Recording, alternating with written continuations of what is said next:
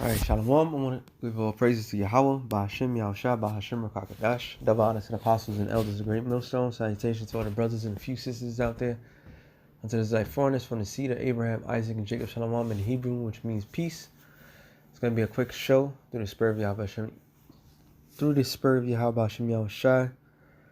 And I'm going to continue from the article because it was another point I wanted to bring out. So I'm going to go with this particular scripture. It says Exodus 2 and 23. And it came to pass in the process of time, the king of Egypt died, and the children of Israel sighed by reason of their bondage. And they cried, and came up unto the Most High by reason of their bondage. And Yahweh heard their groaning, and Yahweh remembered his covenant with Abraham, Isaac, and Jacob. And the Most High looked upon the children of Israel, and the Most High had respect unto them. All right? So the Lord heard the cries of Israel. This is very important to understand, especially now with everything that's happening. So I'm going to go back to the article. Go back to this particular thing. It says, back in the article, which is, let me see over here. The slaves dread New Year's Day, the worst REM history of January 1st. So I'm going to go back to this particular verse, this particular thing. It says, on one of these faithful days, Jacob saw a mother led 7 children to the auction block. She knew that some of them would be taken from her, but they took all. The slave trader who took the children wouldn't tell her where he was taking them because it depended on where he could get the highest price. Jacob said he could never forget the mother crying out, "Gone, all gone. Why don't God kill me?" All right. So this is the thing that kind of resonates a lot. Okay. She said, "Why God didn't kill me?" So she was crying. All right. She was crying dearly. And it's got me thinking of this scripture, 2 Ezra 9 and 38. It says, "And when I spake these things in my heart, I looked back with mine eyes, and upon the right side I saw a woman. Behold, she mourned and wept with a loud voice, and was much grieved in heart, and her clothes were rent, and she had ash upon her head.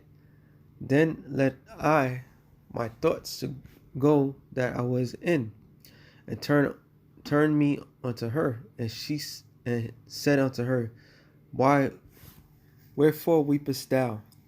Why art thou so grieved in thy mind?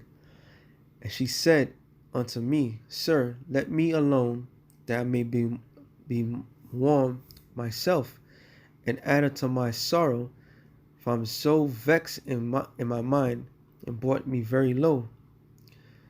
And I said unto her, Why ailest thou? Tell me. She said unto me, I thy servant has been barren, had no children, though I had an husband 30 years. And those 30 years I did nothing else day and night, every hour, but make my prayer to the highest.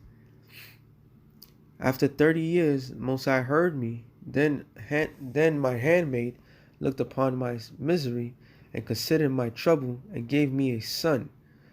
And I was very glad of him. So was my husband also, and all my neighbors, and we gave great honor unto the Almighty. And I nourished him with great travail. So when he grew up, and came the time that he should have a wife, I made a feast."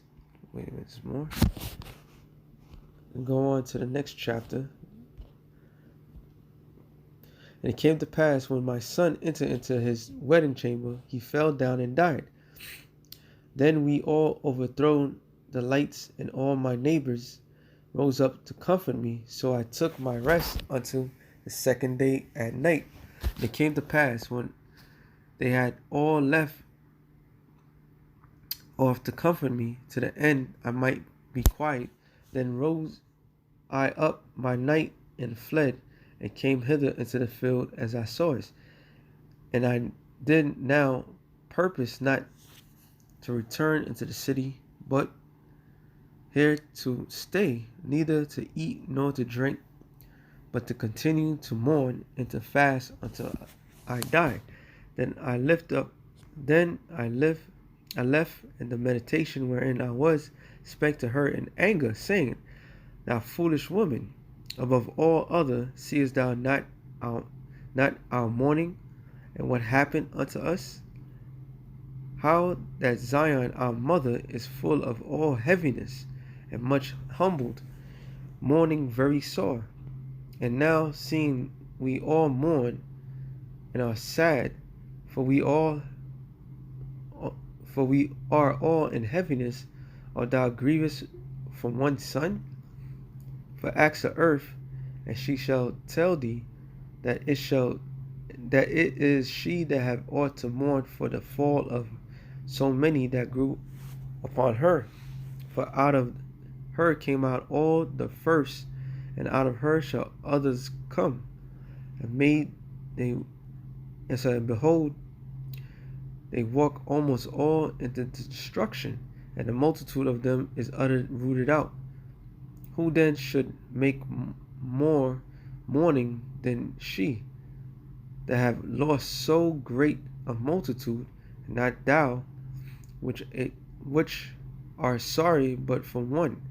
But if thou sayest unto me, that lamentation is not like the earth's, because I have lost the fruit of my womb, which I brought forth with pains and bear with sorrows, but the earth not so, for the multitude present in it, according to the course of the earth, is gone as it came.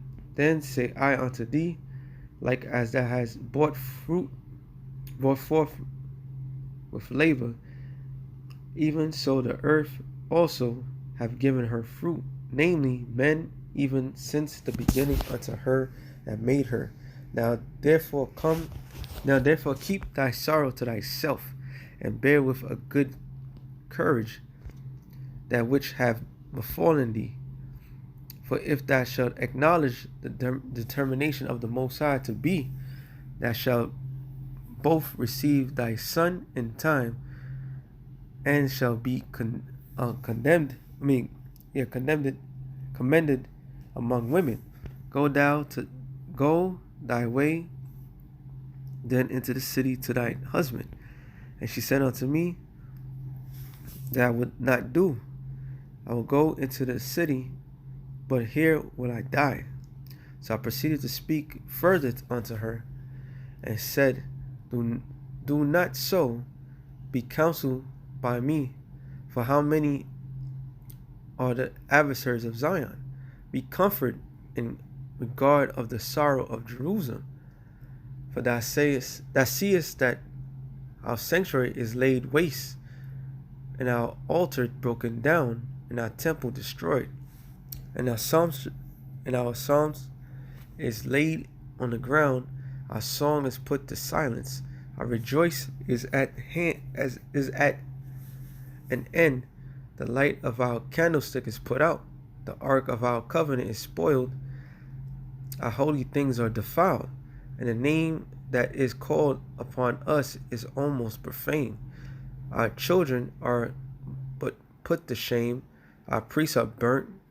Our Levites are gone into captivity. Our virgins are defiled, and our wives ravished. Our righteous men carried away. Our little ones destroyed. Our young men are brought into bondage, and our strong men are made become weak. And which is greatest of all, the seal of Zion, have now lost our honor, for she is delivered into the hands of them that hate her. And therefore shake off thy great heaviness, and put away the multitude of thy sorrows, that the mighty may be merciful unto thee again, and the highest shall give thee rest and ease from thy labor. And it came to pass, while I was talking with her, behold, her face became suddenly shine exceedingly, and her countenance glistered, so that I was afraid of her, and mused what it might be. And behold, suddenly she made a great cry, very fearful, so that the earth shook at the noise of the woman. And I looked, behold, the woman appeared unto me no more, but there was a city built, a large place. She showed itself from the foundation. Then was I afraid, and cried with a loud voice, said, where is Uriel the angel, who came unto me at first?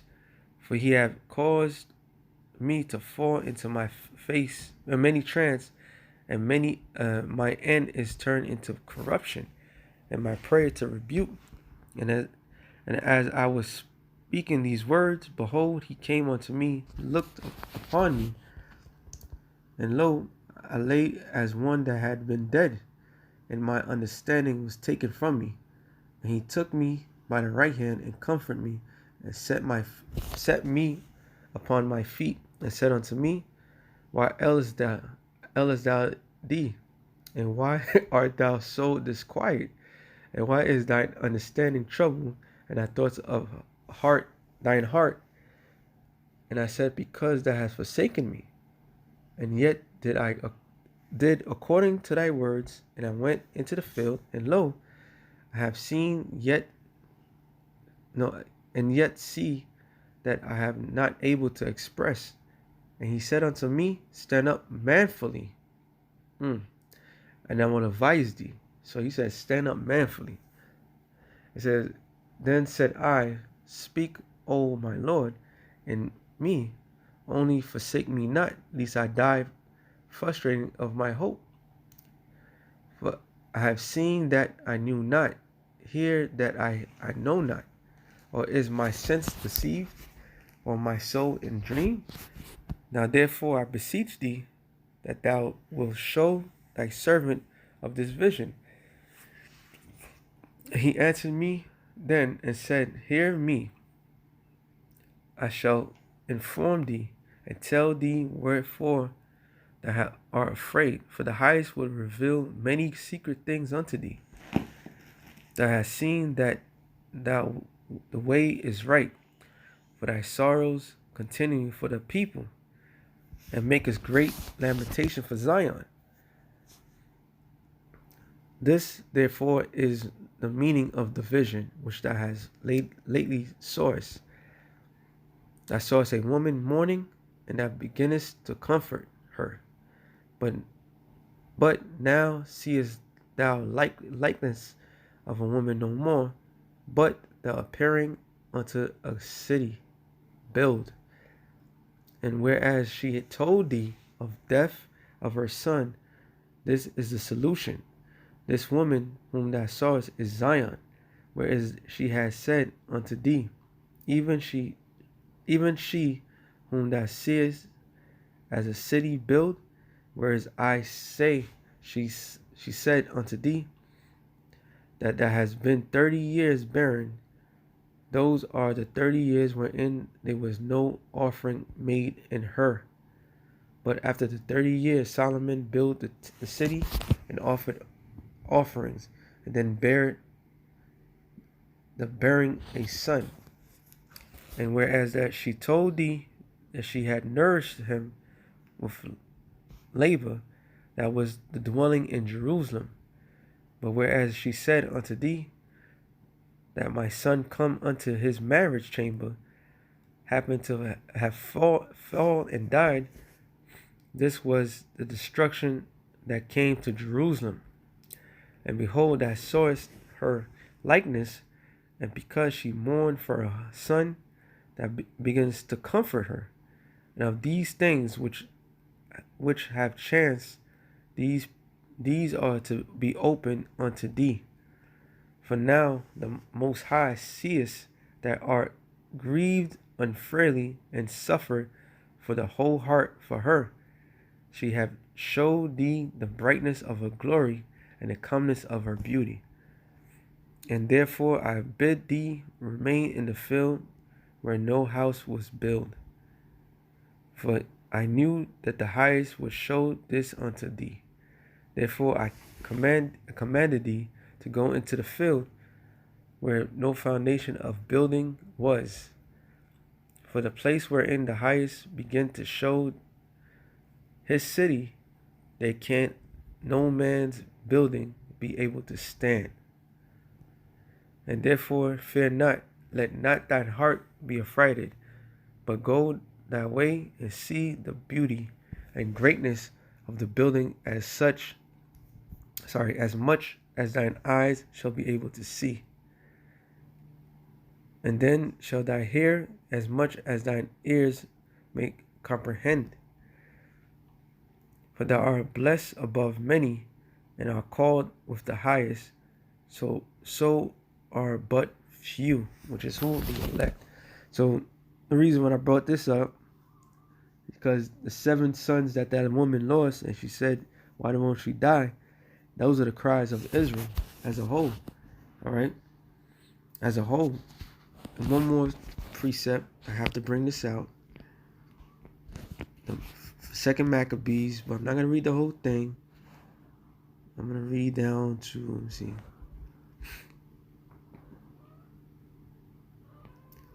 And this goes into the 7 sons that was taken, you know. 2nd Maccabees 7, and I believe I'm gonna start at 30. While she was yet speaking these words, the young man said, Whom ye for? I will now obey the king's commandment, but I would obey the commandment of the law that was given unto our fathers by Moses. This is the last son. All right. And thou that has been the author of all mischief against the Hebrews, talking about who? Antiochus Epiphanes, shall not escape the hands of the Most High. So overall, this is the outcome what's going to happen. Now when you read, as a matter of fact, I'm going to jump around. I'm going to jump up 14. So when he was ready, talking about, hold on, this is the 4th son, right? 2nd Maccabees 7 and 14. So when he was ready to die, he said thus, it is good to be being put to death by men, to look for hope from the Most High, to be raised up again by him. As for thee, thou shalt have no resurrection to life.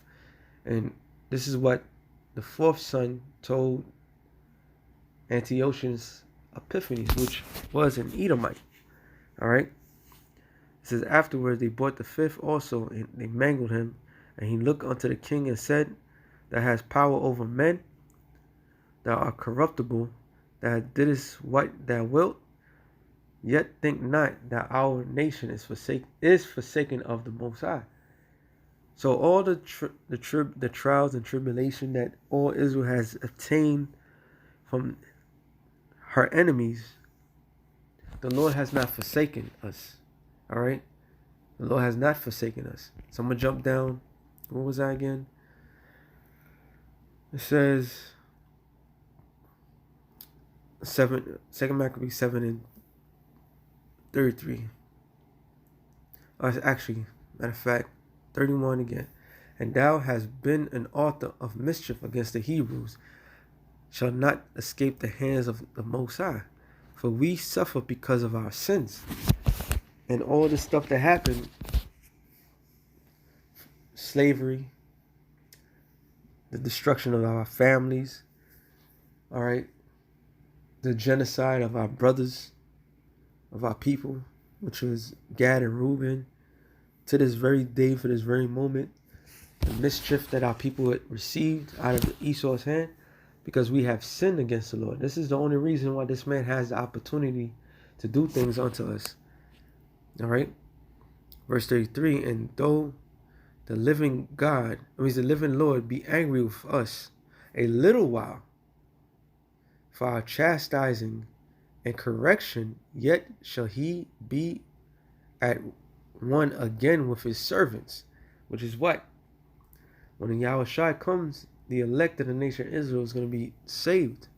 And through the elect, all Israel shall be saved. Thus saith the scriptures. But thou, O godless man, and of all other most wicked, be not lifted up without a cause, nor puff up with uncertainty hopes. Lift up thy hand against the servants of the Most High, for thou hast not yet escaped the judgment of the Almighty, who seeth all things. For our brethren who now have suffered a short pain are dead under the Most High's covenant of everlasting life. But thou, through the judgment of the Most High, shalt receive just punishment for thy pride. All right, let me see if we get one more. All right, Baruch, the 4th chapter, right about the 28th verse. Yes, I'll start there. It says, Baruch 4:28. For as it was in your mind to go astray from the Most High, so being returned, seek him 10 times more. That's why I started with Exodus, the 2nd chapter, because what did the Lord did? He remembered the cries of Israel as a whole, and what's going to happen in these latter times. The children of Israel is going to cry again.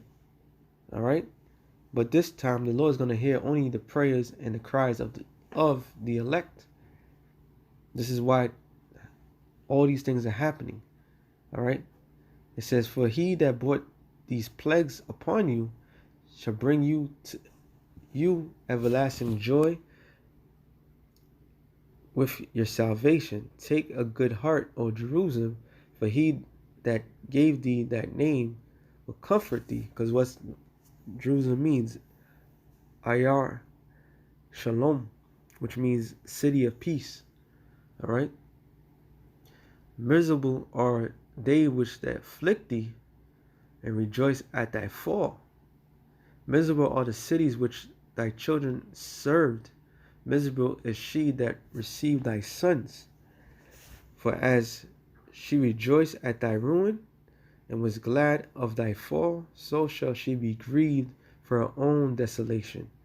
For I will take away the rejoicing of a great multitude, and her pride shall be turned into mourning.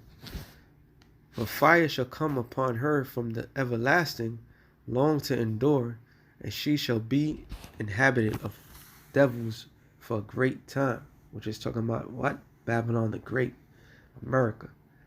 All right. O Jerusalem, look about thee towards the east.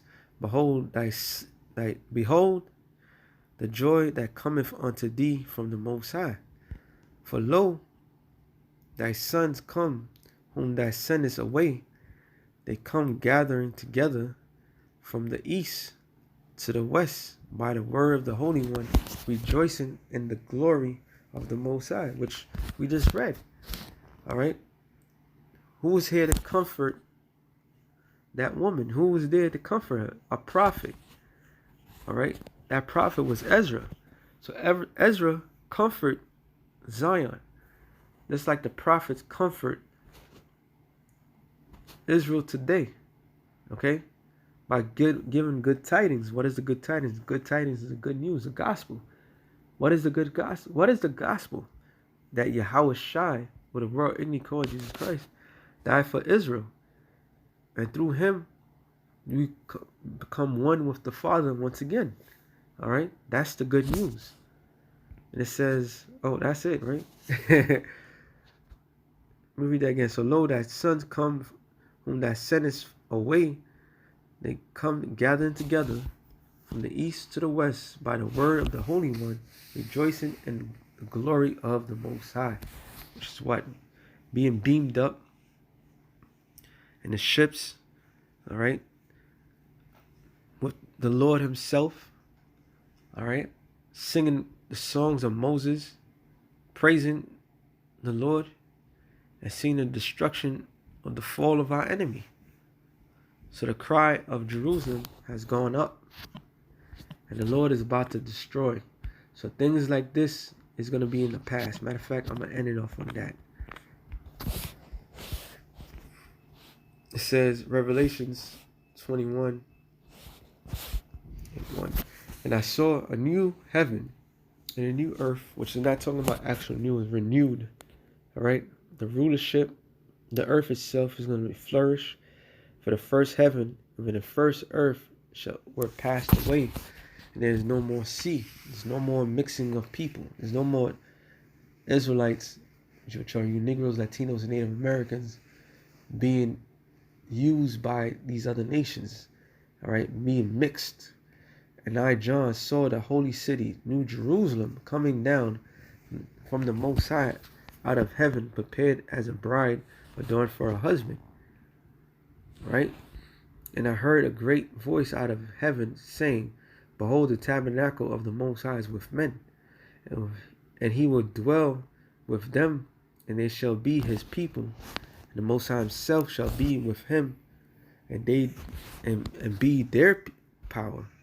Verse 4, and Yahweh shall wipe away all tears from their eyes, and there shall be no more death, neither sorrow, nor crying, neither shall there be any more pain, for the former things are passed away.